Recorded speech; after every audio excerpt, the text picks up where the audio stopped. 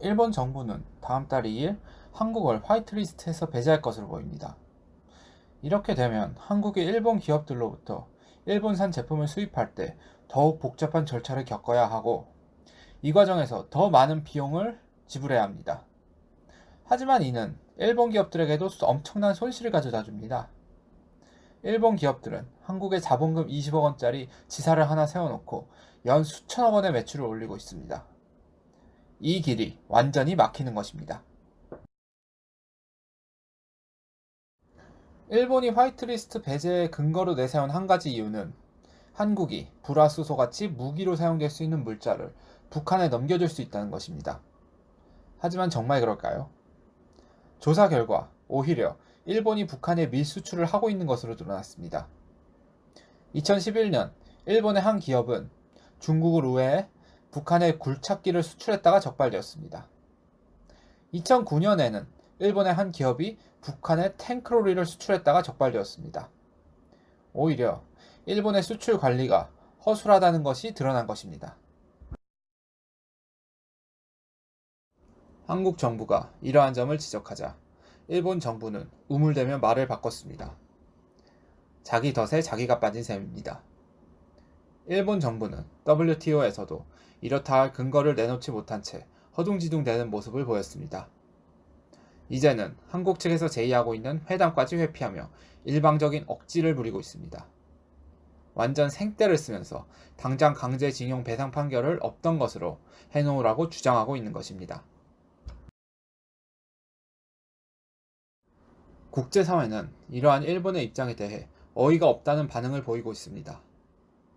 제2차 세계대전 때 일본군의 주요 공격 방법 중 하나인 가미카제를 연상시킨다는 것입니다. 가미카제란 일본군 전투기 조종사들이 쓰던 공격 방법으로 전투기의 탄환이 다 떨어지면 전투기째로 몰고 가 상대편의 전투기 또는 항모에 그대로 돌격하는 공격 방식입니다. 이 방식은 상대방에게 큰 피해를 주지도 못하면서 자국의 전투기만 한 대 날려먹는 그야말로 자폭도 아닌 자살 공격 방식입니다. 현재 일본 정부의 모습이 이와 같다는 것입니다.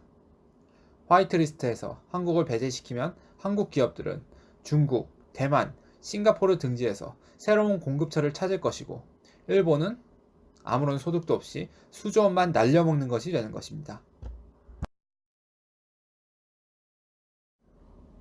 여기에 불매운동으로 인한 일본 기업들의 매출 감소는 덤입니다. 처음에는 비웃음을 쳤던 일본 언론들도 이제 보이콧에 대해 서서히 놀라고 있습니다. 일본의 요미우리 신문은 이번 불매운동이 오래가지 못했던 과거의 사례와는 다르게 이례적으로 장기화되고 있다는 점을 지적하면서 심각한 우려를 보이고 있습니다. 또 다른 일본의 언론인 아사히 신문 역시 일본의 수출 규제 강화 여파로 인해 지자체 간의 교류 중단, 일본 제품 보이콧 확산, 한국인 관광객 급감 등이 나타나고 있다는 기사를 내놨습니다. 이러한 한국의 보이콧은 단순한 일본 기업들의 매출 감소를 넘어 일본의 경제, 문화, 스포츠 등에 전방위적인 피해를 입히고 있다는 분석을 내놨습니다. 이러한 국내외의 비판에도 불구하고 일본 정부는 이미 내놓은 화이트리스트 배제안을 밀고 가겠다는 방침입니다. 완전 가미카제 공격을 연상시키는 이번 조치, 일본의 국격을 떨어뜨리고 안 그래도 어려운 일본 경제에 또 다른 짐을 안겨주고 있다는 전문가들의 분석입니다. 이상 모카톡이었습니다.